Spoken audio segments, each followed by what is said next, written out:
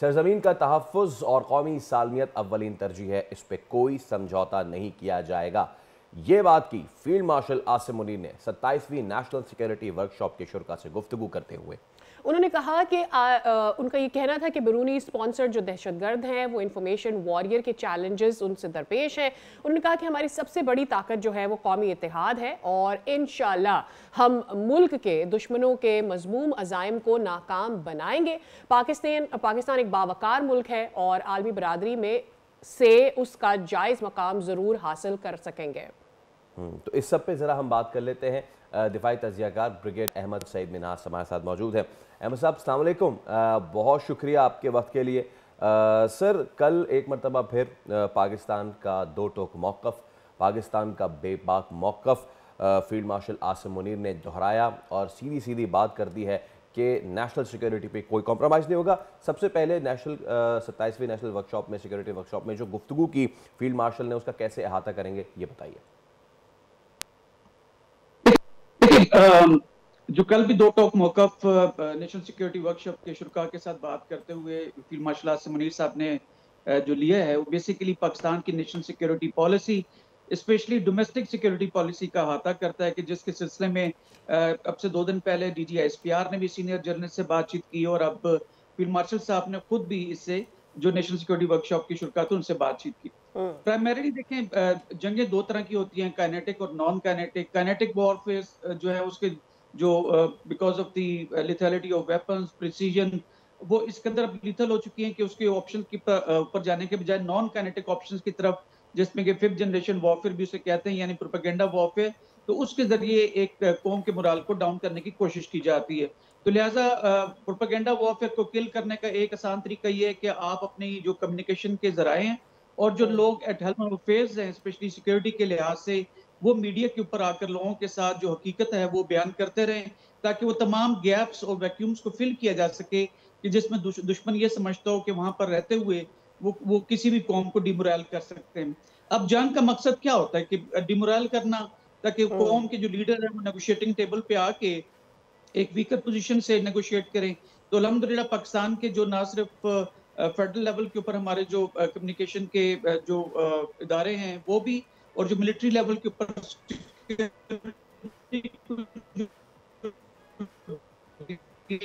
करते हैं, वो अपने वक्तन के जरिए मुख्तलिफ जो है वो शुरा के साथ बातचीत करके उन तमाम वैक्यूम्स को बंद करते रहते हैं। लेकिन इसमें कोई दो राय नहीं है कि जो नेशनल टेररिज्म जो पॉलिसी हमारी है, काउंटर टेररिज्म पॉलिसी के हिसाब से जो भी हमसे बन पड़ेगा वो करेंगे।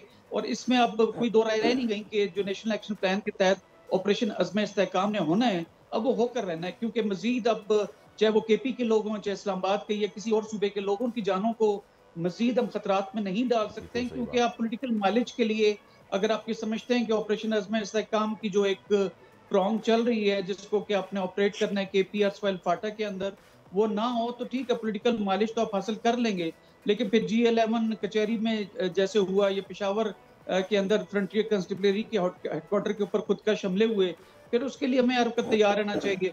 तो लिहाजा मजीद अब हम इसका मुतामिल नहीं हो सकते हैं और ऑपरेशन अज़्म इस्तेहकाम के सिलसिले में जहाँ जहाँ बन पड़ेगा इंशाल्लाह ताला जो है वो दहशतगर्दों के पीछे जाएंगे। अभी भी देखा आपने कि बन्नू में जो इंटेलिजेंस बेस ऑपरेशन किया गया परसों रात को, उसमें तकरीबन 27 जो है वो दहशतगर्दों को जहन्नम वासिल किया गया है। तो लिहाजा भरपूर एक नेशनल एफर्ट जारी है नेशनल एक्शन प्लान के तहत, और मजीद दहशतगर्दों को यहाँ पर अब बसने की इजाजत नहीं दी जाएगी, ना आने की इजाजत दी जाएगी। और अब बदकिस्मती से मिलने वाले जो तमाम दहशतगर्द हैं वो अफगान निजात हैं। अभी आपने खुद भी अपने बयानिए में बताया कि इवन वाशिंगटन के अंदर एक अफगान निशात जो शहरी था, ये वहाँ का लोकल था, उसने जाके नेशनल गार्ड के 2 लोगों को वहाँ पे शूट किया है। अब अफगानी जो है वो अपने आप को जो प्रॉक्सी एक इंडिया की अब जो है उन्होंने अपने आप को पेश कर दिया बदकिस्मती से against the will of the people of Afghanistan. तो वो जाके पूरी दुनिया में दहशतगर्दी फैला रहे हैं। तो पाकिस्तान का मौक़िफ़ एक दफ़ा दोबारा स्ट्रेंथन हुआ है, लेकिन काइनेटिक ऑप्शन के ऊपर जाने से पहले हम तमाम नॉन काइनेटिक ऑप्शंस को बरोकार लाएंगे, उनको मजीद टाइम देंगे ताकि एक काइनेटिक ऑपरेशन की फ़ज़ा हो सके, लेकिन हम नहीं चाहते हैं कि किसी किस्म की भी जंग हो। जी डेफिनेटली सही साहब, एक अहम बात जो थी मेरे ख्याल में ये एक रीअफर्मेशन थी कि पाकिस्तान की सबसे बड़ी स्ट्रेंथ जो है वो हमारी यूनिटी है, यानी हमारी फ़ौज का और हमारी पॉलिटिकल लीडरशिप का एक पेज पर फाइनली हो जाना, मौजूद होना, ये हमारी एक बहुत बड़ी स्ट्रेंथ है। ये अफर्मेशन की ज़रूरत क्यों पेश आई एक दफ़ा, एक तो ये आपसे जानना चाहेंगे। दूसरी चीज़ ये कि जो भी कुछ अफ़गानिस्तान की तरफ से किया जा रहा है और अफ़गानिस्तान जिसका भी प्रॉक्सी बनता है, अगर अमेरिका में इस तरह का कोई वाक़या होता है और अमेरिका दोबारा से ये सोचता है कि उसे अफ़गानिस्तान की तरफ जाना है, इन दहशतगर्दों को ख़त्म करना है, रीजन के लिए ये अच्छा नहीं है। पाकिस्तान कभी भी उसे सपोर्ट नहीं कर पाएगा क्योंकि पाकिस्तान ने उसके रेपरकशन पहले देख लिए हैं और आजमा लिए। देखिए, इसमें कोई दो राय नहीं। अभी जो आपने कहा ना कि क्या जरूरत क्यों पेश आई कि आपको डीजीएसपीआर को बात करनी पड़े या for that matter field marshal साहब को जो है नेशनल सिक्योरिटी वर्कशॉप के शुरा के साथ बात करनी पड़ी, उसकी बेसिकली वजह ये थी कि अफगानिस्तान की जो तालिबान की बुरी गवर्नमेंट है, उन्होंने एक प्रोपेगेंडा लॉन्च किया अपने कौमी चैनल के ऊपर कि पाकिस्तान ने हमला किया है, जिसमें कि खासे कोलेटरल डैमेज हुए हैं काबुल के अंदर और दीगर शहरी इलाकों में अफगानिस्तान के अंदर, जो कि एक सरासर झूठ पे मबनी चीज थी। पाकिस्तान का स्ट्रेटेजिक कल्चर ये नहीं है कि जाके कोलेटरल डैमेज करें या मासूम शहरियों को हिट करें। जाके पाकिस्तान ने जब भी अगर हमला किया तो बड़ा ठोक बजा के करेगा और पूरी दुनिया को बता के करेगा। कुछ छुप के हम इस तरह की वार नहीं करते, हम भरपूर तरीके से जो है वो पहले तमाम ऑप्शंस को देख के फिर काइनेटिक ऑप्शन के ऊपर जाते हैं। बेसिकली अफगानिस्तान के अंदर खुद इतने रिफ्ट्स मौजूद हैं, इवन जो उनकी तहरीके तालिबान अफगानिस्तान के लोग हैं उनके अंदर मुख्तलिफ फैक्शंस हैं, वहां पर मुख्तलिफ वॉर लॉर्ड्स हैं जो तहरीके तालिबान अफगानिस्तान के साथ जंगें करते हैं। तहरीके तालिबान पाकिस्तान के जो दहशतगर्द हैं उनके दरमियान वहां पर रिफ्ट्स मौजूद हैं। मजीद ये कि वहां पर इंडिया भी शायद ये नहीं चाहेगा कि जो पीस प्रोसेस एक चल रहा है, जैसे आपने कहा कि मुतम्मल नहीं हो सकते और रिपरकशंस हम पहले भी देख चुके हैं यूएस की इन्वॉल्वमेंट अफगानिस्तान के अंदर को लेकर, तो लिहाजा इंडिया भी हो सकता है इसके पीछे हो, तो लिहाजा पाकिस्तान को इल्जाम दे रहे थे, तो उस प्रोपेगेंडे को किल करने के लिए बातचीत करना जरूरी थी। अब जो है मजीद हम नहीं चाहेंगे कि यहाँ पे यूनाइटेड स्टेट्स है या कोई और मुल्क आके अफगानिस्तान के अंदर कोई ऑपरेशन के अंदर जाए। हम चाहते हैं कि इसको बातचीत के साथ हल करें, क्योंकि अफगानिस्तान हमारा ब्रदर इस्लामी मुल्क है और हम नहीं चाहेंगे कि हम किसी मजीद जंग में जाएं, क्योंकि जंग ठीक है कि अपनी सालमियत और मुख्तारी के लिए एक ऑप्शन जरूर होती है, लेकिन वो लास्ट ऑप्शन के तौर पर होती है। और पाकिस्तान एक जिम्मेदार मुल्क होने के नाते जो हमारी डॉक्ट्रिन है डिफेंस की, वो तीन आग के इर्द गिर्द घूमती है। तीन चीज़ें जो बड़ी अहम हैं कल की गुफ्तगू में, एक ही जुमले में फील्ड मार्शल ने वो कहीं और कहा कि पाकिस्तान को जियोपॉलिटिकल मुकाबला, सरहद पार दहशतगर्दी और हाइब्रिड ख़तरात जो है ना, उनसे हम नबरदाज़मा हैं। मैं चाहूँगा बारी बारी इन तीनों पे ज़रा गुफ्तगू कीजिए। द जियोपॉलिटिकल कॉन्फ्लिक्ट्स जो कि हम इस वक्त देख रहे हैं, फिर सरहद पार से दहशतगर्दी जो हो रही है, एंड देन दी हाइब्रिड ख़तरात, कैसे इसको सम अप करेंगे? देखिए, जियोपॉलिटिकल खतरात तो पाकिस्तान की जहाँ लोकेशन जियो स्ट्रेटेजिकली बहुत इंपॉर्टेंट है, हम गेट में बिटवीन ईस्ट टू वेस्ट, तो उस लिहाज से हमेशा चैलेंज रहे। इसीलिए हम एक नेशनल सिक्योरिटी जो हमारी हमेशा चैलेंज रही है और तमाम ताकतों का हम महवर भी रहे, क्योंकि उनको एक्सेस अगर चाहिए ईस्ट की जानब या ईस्ट को वेस्ट की जानब तो पाकिस्तान के थ्रू जाती है। तो इसी वजह से इंडिया भी यहाँ पर जो है हमेशा से जो है वो उसका भी इंटरेस्ट रहा है, चाइनीज का इंटरेस्ट रहा है, यूएसएसआर का इंटरेस्ट रहा गर्म पानियों की तरफ, और अमेरिकन का बिकॉज ऑफ द चाइना हमेशा से रहा। तो एक ऐसा सिचुएशन जरूर है कि जहाँ पर जो जियो स्ट्रेटेजिक लोकेशन हमारी तमाम इन ताकतों को यहाँ पर आके कॉन्सेंट्रेट करती है। मजीद ये कि साउथ के अंदर एक्स्ट्रा रीजनल फोर्सेज मौजूद हैं, तो पाकिस्तान की जो एक नेशनल सिक्योरिटी पॉलिसी है वो फॉरेन पॉलिसी के साथ डायरेक्ट जो है वो उसको स्ट्रेंथन करती है या ऑगमेंट करती है। वन सेकेंडली, टेररिज्म जो है वो एक इम्पोर्टेंट टूल के तौर पर दुनिया उसको इस्तेमाल कर रही है। जैसे मैंने पहले कहा कि काइनेटिक, जिसमें कि बड़ी फौजें लड़ा करती थी, वो खासी महंगी होती थी और उसमें जो है वो किलिंग अब इतनी बढ़ गई है कि अब वो टेररिज्म को लेकर एक किसी कौम को डिमोरल करने की कोशिश करते हैं, तो टेररिज्म एक इम्पोर्टेंट टूल बनकर रह गया। Last but not the least, आपने जो कहा कि जो तीसरी आपने क्या बात की थी अभी, हाइब्रिड खतरात, हाइब्रिड का। अब हाइब्रिड को अगर देखा जाए तो एक फौज जो है, यानी जमीनी फौज या आपकी हवाई फौज, एयर फोर्स या नेवी, उसके साथ साथ अब साइबर आ गई है और साइबर के साथ आपकी स्पेस की भी चीजें आ गई हैं। तो ये लिहाजा एक हाइब्रिड रिस्पॉन्स जब तक नहीं जाएगा तो तब तक आप दुश्मन की जो थ्रेट है उसकी जानिब से उसको किल नहीं कर सकेंगे।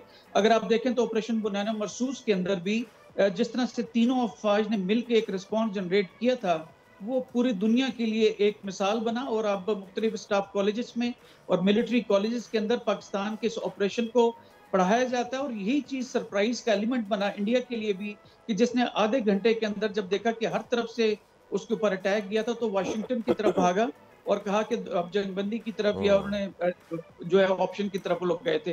तो लिहाजा एक हाइब्रिड जो है वो थ्रेट्स भी हमारे ऊपर है। इसी तरह हाइब्रिड हाँ, लेकिन मिनाज साहब हम देख रहे हैं कि इन तीनों को किस तरीके से हम इन चैलेंजेस से नबरदाज़मा भी हो रहे हैं, उनसे अच्छी तरह निमट भी रहे हैं। हमारे साथ ही मौजूद रहिएगा, क्योंकि हम जब बात करते हैं जियो पॉलिटिकल की, तो हमारे पड़ोस में जो इस वक्त हज़ीमतों के सिलसिले हैं थमने का नाम नहीं ले रहे हैं।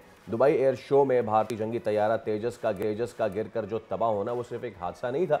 जो उनकी दिफाई सनद थी मिनाज साहब, हकीकी बहरान की निशानदेही की थी और दिल्ली उसको बरसों से छुपा रहा था। लेकिन अब वो खुल के ऐसी दुनिया के सामने आया है कि जहां पे उन्होंने जाके इसको मार्केट करना था, बेचना था। और अब आर्मेनिया, जिसने तेजस ये तैयारे खरीदने थे, उन्होंने कर दिया साफ इनकार और उन्होंने कह दिया कि भाई अरबों डॉलर्स का जो ख्वाब है भारत का, वो जमी बोस होना जा रहा है। 1.2 बिलियन डॉलर्स मालियत के 12 तैयारों की डील थी सादिया ये। बिल्कुल पहली बड़ी बरामद समझी जा रही थी भारत के लिए ये, लेकिन दुबई में होने वाला जो हादसा है उससे तो लग ऐसा रहा है कि ये जो है ताबूत थे जिनका सौदा करने की कोशिश की जा रही थी। और सबसे ज़्यादा हैरान कुन पहलू ये भी है कि तेजस में इस्तेमाल होने वाली जो टेक्नोलॉजी और रेडार है वो बेसिकली इस्राइली कंपनी का तैयार किया हुआ था।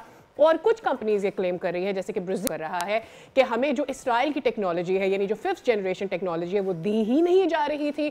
और दूसरी जानिब कुछ लोग ये भी समझ रहे हैं कि इस्राइल को भी बड़ा धचका लगा है कि अगर ये बिकते नहीं है तो उनकी टेक्नोलॉजी भी सेल ऑफ नहीं होगी।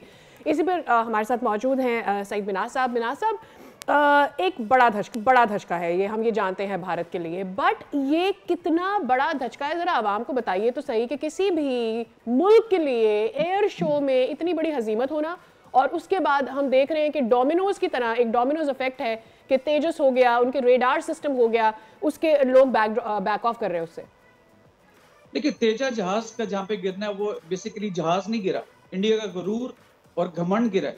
और जो जिस तरह से दुनिया में एयरफोर्स जो है अपने बेहतरीन पायलट्स को और बेहतरीन जहाज़ों को लेकर आती है, और जिस तरह आपने कहा आर्मेनिया तेजस को खरीदने भी जा रहा था, सन 2001 से ये प्रोजेक्ट चल रहा था, और जिसमें लुक इनसाइड या जो है इंडिजिनस जो खुद मुख्तारी जो थी उनकी डेवलपमेंट की इंडिया की, उसको बेसिकली उसने एक्सपोज किया। 83 अरब डॉलर का उनका डिफेंस बजट है, और नतीजा जो है वो तेजा की तरह के जहाज हैं, जिसको अपने उनके इंडियन एयर चीफ ने एक दफा किसी बयान में उसको समोसा जहाज कहा था, क्योंकि उसका उठते हुए अगर देखें तो समोसे की तिकोन टाइप वो जहाज बनता है। वहां पे जहाँ पे विंग कमांडर सयाल साहब जो है वो उनकी डेथ हुई है उस क्रैश के अंदर, उसका अफसोस भी है क्योंकि एक मिलिट्री यूनिफॉर्म एक पायलट थे और वो अपने मुल्क को रिप्रेजेंट कर रहे थे। लेकिन लिविंग असाइड सयाल साहब, मैं समझता हूँ कि इंडिया का घमंड गिरा, और जो बेसिकली पूरी दुनिया इस वक्त देखती है कि जो बीजेपी की गवर्नमेंट करप्शन में इन्वॉल्व है वहाँ पर, वो उसी का डायरेक्ट जो असर है वो उनकी जो इंडिया की एयरफोर्स, आर्मी, नेवी के मोराल पे भी है।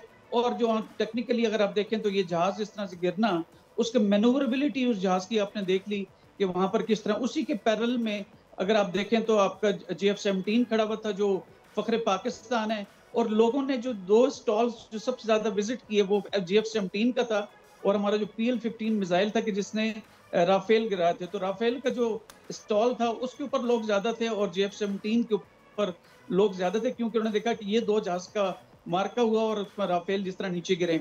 तो लिहाजा इसमें कोई शक नहीं है कि जो 83 अरब डॉलर का डिफेंस बजट उन्होंने ले रखा है, लेकिन वो तमाम का तमाम मैं समझता हूँ जो है वो करप्शन की नजर होता है।